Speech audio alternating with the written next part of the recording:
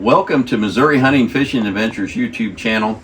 We're going to be talking about how we apply a deer decoy to our hunting. And this is primarily, of course, during our bow season.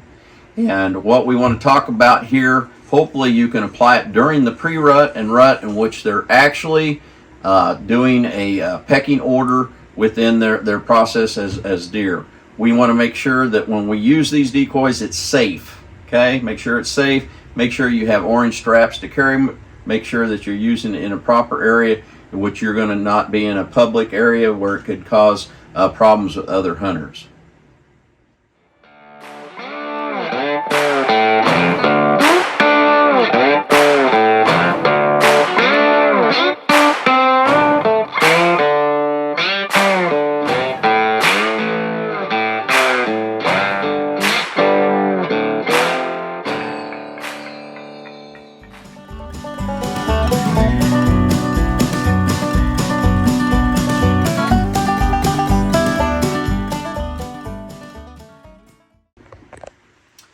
So when you're using a decoy, this decoy here is a Flambeau, okay, rutting buck decoy made by Flambeau. We're not sponsored by them, so I'm not actually trying to promote them, but this is what we use that is, it's very realistic. It's been very successful for us. There's others out there. Reinhardt makes a really nice decoy.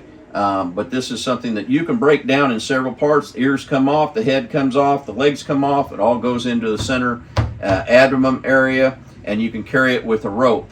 Now, the way in which we use these are in high visible areas. I want to use this in an area where we have transitions in fields, where we have an area in which we have a food plot, an area in which they can move on the edge of a timber line and be able to see it, okay?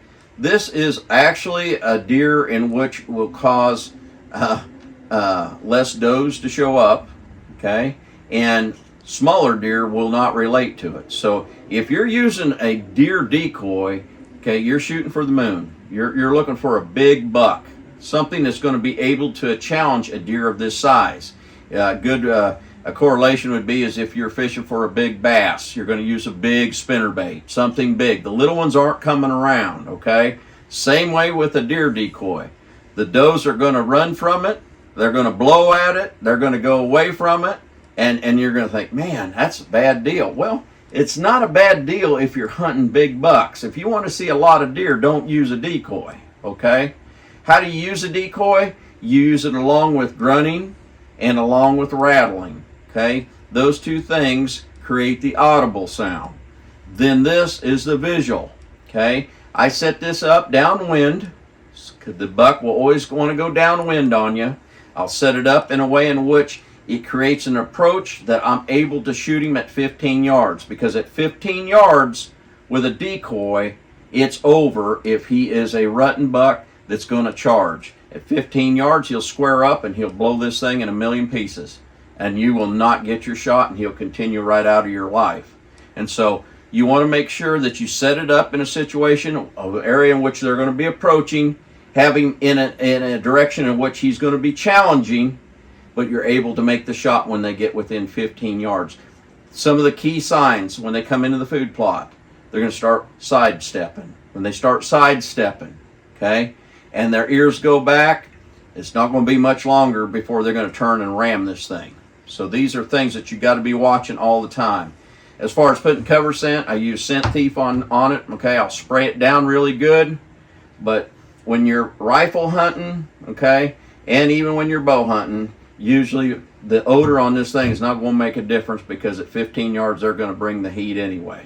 So if you can close them, how far do you set it out at? Well, what are you proficient at?